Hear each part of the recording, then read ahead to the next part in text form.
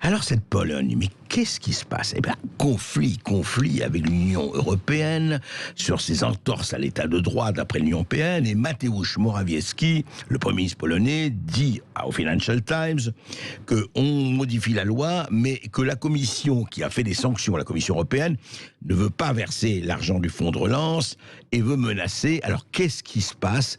Est-ce que, en gros, la Pologne dit constitution polonaise, excusez-moi, passe avant la constitution européenne? Non, dit la Pologne, si c'est comme ça, on vous coupe les vivres. Et c'est ce que disait l'ancien commissaire européen, aujourd'hui candidat à la présidentielle française, Michel Barnier. Écoutez. Mais en Pologne, c'est pas une question de droit, c'est une question politique. Et elle est très grave. Les Polonais, enfin le gouvernement actuel, cherche à vouloir contraindre et à mettre au pas la justice. C'est ça qui est grave. La Constitution européenne est supérieure au droit européen. La Constitution française, le droit européen, s'applique en France puisque nous l'avons accepté à travers des traités. Alors voilà, donc c'est très grave ce qui se passe en Pologne. Ils n'ont pas, la prévalence du droit européen est absolue, etc. Et nous avons avec nous en studio Patrick Ellery, qui est éditorialiste dans l'hebdomadaire du syndicat Solidarité des ouvriers, le fameux Solidarność, et qui vit en Pologne, qui est entrepreneur, et qui va en Pologne depuis 22 ans. Donc la Pologne, il connaît un peu.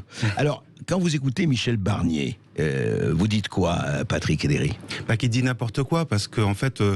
tout le monde parle tout le temps d'état de droit, mais personne ne sait ce que c'est réellement. L'état de droit, c'est deux notions très simples. C'est-à-dire qu'on est égaux devant la loi, que vous soyez président ou simple citoyen, vous êtes égaux devant la loi. Donc ça, c'est la première notion. Deuxième notion, la plus importante, sur quoi est attaquée le plus la Pologne, c'est la hiérarchisation des normes. C'est-à-dire qu'on a la Constitution en premier, en dessous on a la loi organique qui doit être conforme à la Constitution, la loi qui doit être conforme à la loi organique, le décret qui doit être conforme à la loi et le règlement qui doit être conforme au décret.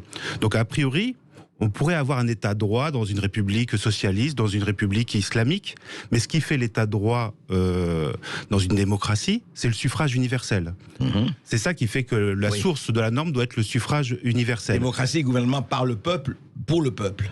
Voilà, par le peuple surtout, hein. Donc surtout, par le peuple. Et donc, si vous voulez, à partir du moment où vous dites ça, à partir du moment où un juge commence à outrepasser ses droits, les attributions qui lui sont données, surtout quand il n'est pas élu, comme aux États-Unis.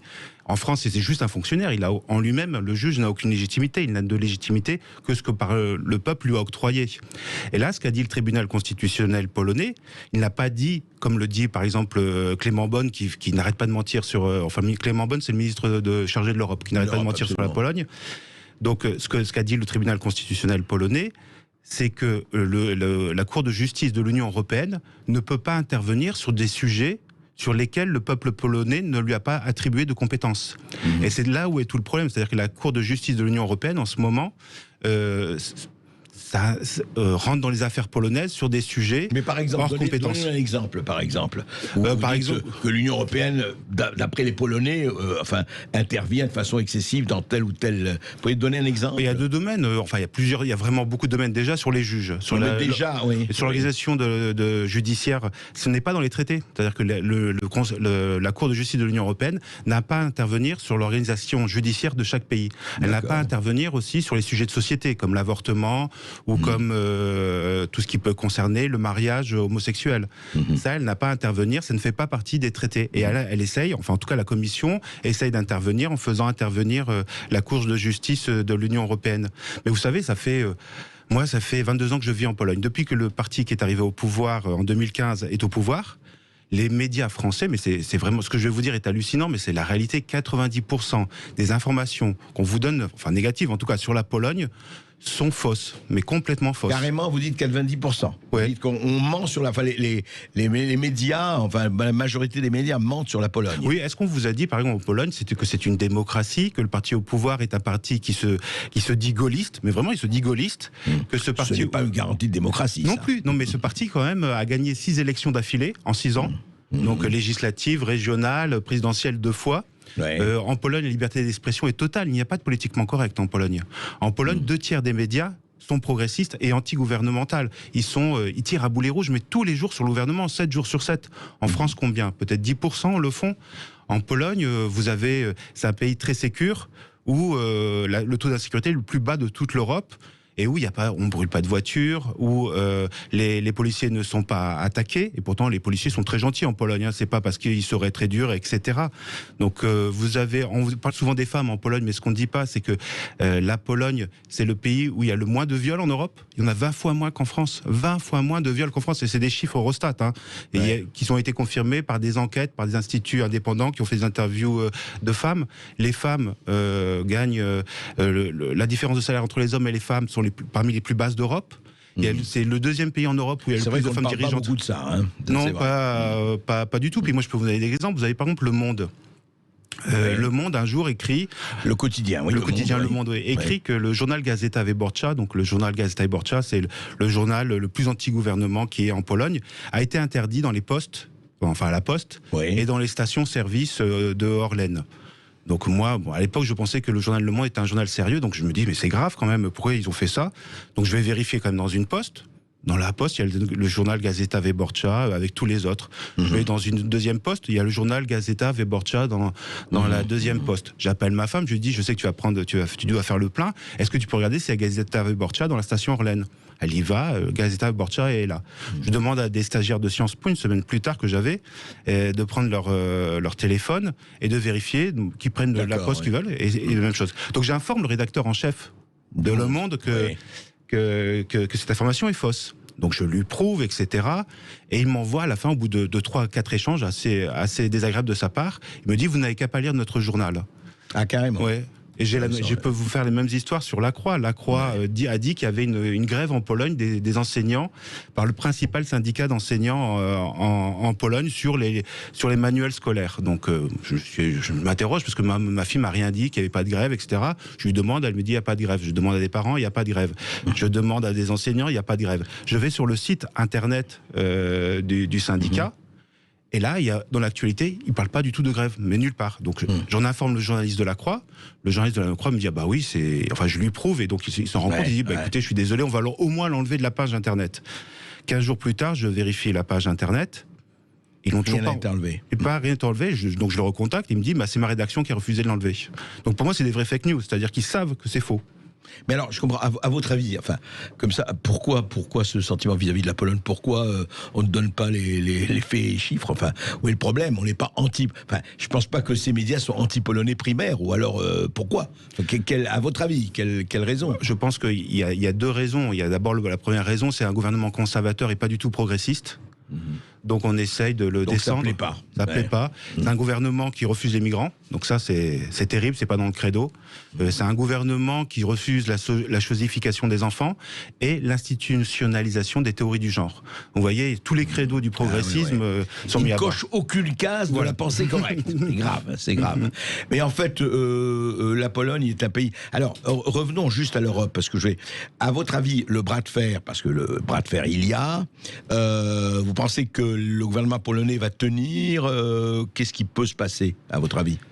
C'est très difficile à dire parce que là vous avez tous les pays, c'est ça qui est grave quand même quand on y pense, on a tous les pays européens de l'Ouest en tout cas qui sont contre eux, qui inventent des informations, qui essayent d'imposer une technocratie, qui essayent d'imposer le progressisme à la Pologne, à la Hongrie, qui n'en veulent pas, au peuple hongrois et au peuple polonais qui n'en veulent pas. D'ailleurs, le Premier ministre Morawiecki a dit au Parlement européen, si vous souhaitez créer un super-État sans les nations, vous pouvez. La première chose que vous devez faire, c'est demander l'avis au peuple européen pour se faire. Et donc là est tout le problème. C'est-à-dire que moi, je m'inquiète pas trop pour la Pologne. Elle a survécu à Hitler, à Staline.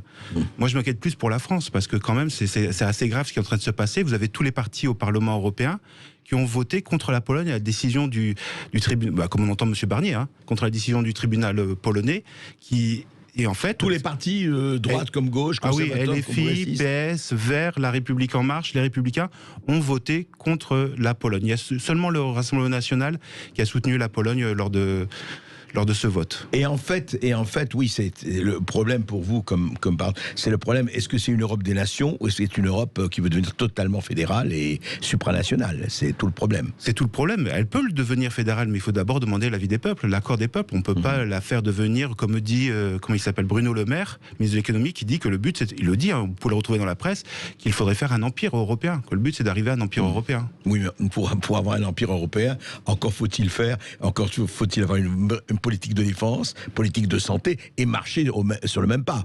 Et on sait très bien qu'entre l'Allemagne et la France, et même l'Italie et les autres pays, c'est franchement pas du tout l'harmonie la plus totale. C'est tout le problème, quoi.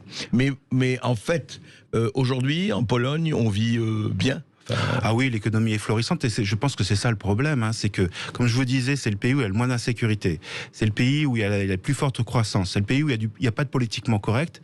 Et je pense que ça les embête, parce qu'un gouvernement conservateur qui marche, qui en plus est réélu régulièrement, ça les embête beaucoup quand même. Enfin, je parle des progressistes, des partis progressistes. Non, je comprends, je comprends. Et vous, alors, de l'extérieur, là, vous êtes à Paris, vous regardez comment votre pays, la France ? J'ai très peur, parce qu'on voit que quand même, il y a une tentation technocratique. Moi, maintenant, je trouve que la France est devenue une technocrature avec un totalitarisme progressiste, parce que le progressisme, il est dans les grands groupes. Il est dans la justice, il est à l'éducation nationale, il est dans les ministères, les partis politiques. Il y a très peu de partis, maintenant 90% des partis politiques sont progressistes. Les Républicains sont progressistes, LFI est progressiste. Vous regardez Jean-Luc Mélenchon, moi, ça me fait toujours rire, parce que Jean-Luc Mélenchon, il a les mêmes idées sociétales que Coca-Cola et Bill Gates. C'est quand même incroyable, moi, je trouve. Et donc, je vais vous dire, c'est compréhensible. Ouais. C'est l'alliance du haut et du bas. On peut le voir comme ça. Et donc, on a comme ça un totalitarisme. Alors, il n'y a pas de dictature, on est d'accord. Mais il y a un totalitarisme quand même progressiste qui s'implante là depuis 5 ans en France, qui fait peur. Et on voit une vraie propagande. Moi, je suis affolé par les fausses informations qui sont diffusées en France sur la Pologne. On l'a vu avec Trump. On le voit avec la Pologne, on le voit avec la Hongrie. On raconte n'importe quoi. Vous voulez dire, si on veut noyer son chien, on l'accuse de la rage. Vieux proverbe, mais qui s'applique là. Toujours aussi bon. Merci Patrick Edéry, merci pour votre témoignage. Et puis nous aurons la décence de demander l'avis du peuple, 0826 300 300. Vous pouvez réagir à ce sujet et à l'intervention de Patrick Edéry sur la Pologne, la France et l'Europe.